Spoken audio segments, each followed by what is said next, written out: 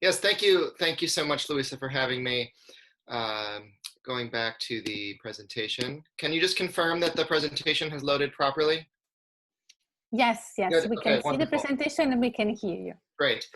So I'm going to be talking about a different pandemic today, not the novel coronavirus, but rather the 400 years of institutionalized racism that undergird the entire political and economic system of the United States. And in very short order, in the U.S., in June specifically last month, the public health pandemic was to some extent superseded by the much longer duration pandemic, if you will, of racism, and that has led to a reawakening of public space in the United States and U.S. cities in a very radical way, fraught with political tension and pushing for a vision of safety, of safe cities that do not involve armed police officers.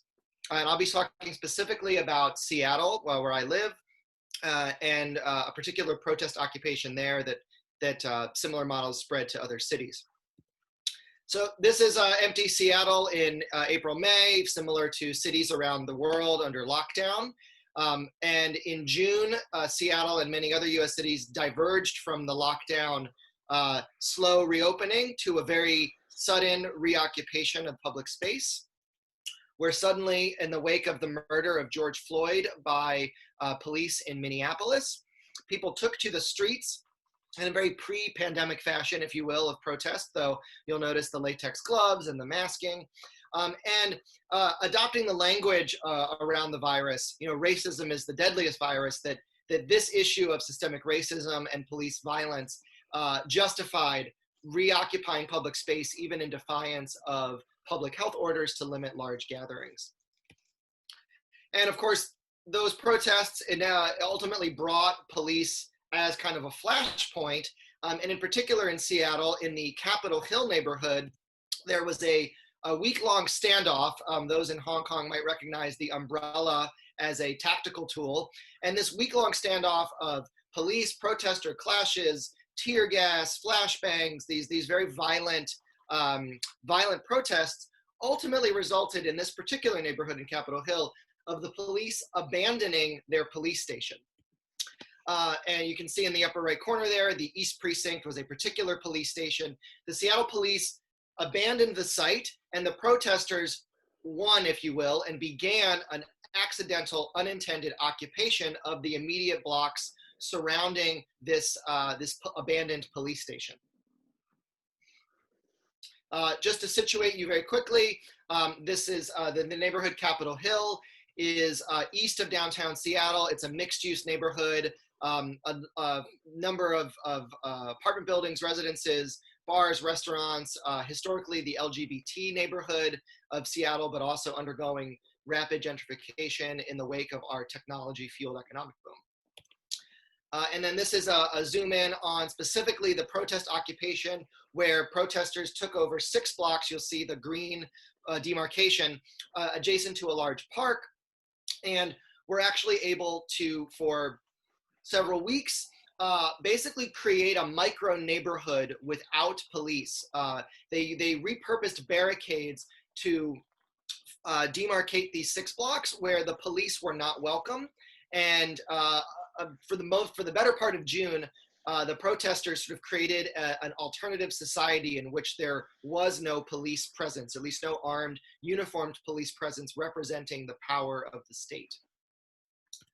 Now, as far as this public space reorientation is concerned, one way of accomplishing a police-free neighborhood is, police frequently in the United States travel by vehicle, by automobile, and barricading the streets so that vehicles can no longer travel through the public right-of-way, the kinds of pedestrianization that are very popular in urbanism circles, became actually a much more radical tactic in Capitol Hill as a way of keeping out the police.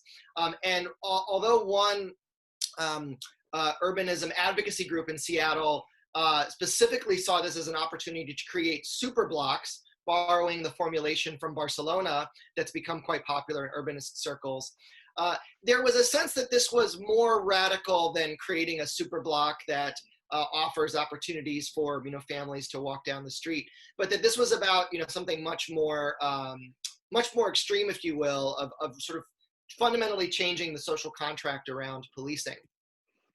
At the same time, it's undeniable that by putting up these barricades, the protesters created a pedestrianized space par excellence. And I wanted to, speaking of the way that Chuck described some of the very everyday tools that were used to create these refashioned regulations of public space, like the folding table at Kew Gardens, we're seeing the basic infrastructure of traffic management, these orange and white signs and detour and that sort of thing, repurposed to shut down the street to vehicles and open it up to everybody, to pedestrians and everybody who's not police. Once again, police are not welcome in this neighborhood, and their presence would create tension.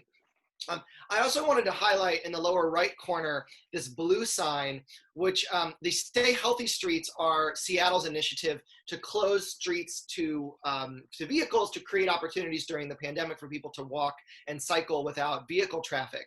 And to see that sign repurposed for an unofficial shutdown of the street is kind of a poignant irony that in the first couple months of the pandemic, we were taking these very tepid steps. We might close a few streets here and there so that people can walk and it'll be pleasant. That in the wake of a much deeper seated issue, the issue of racism and police brutality, that clearly superseded in the American imagination the importance of the coronavirus, that we might repurpose the signage for these Stay Healthy Streets and use them for a more radical purpose of creating a police-free neighborhood. I'm rapidly running out of time, so I'm going to move through a few more images.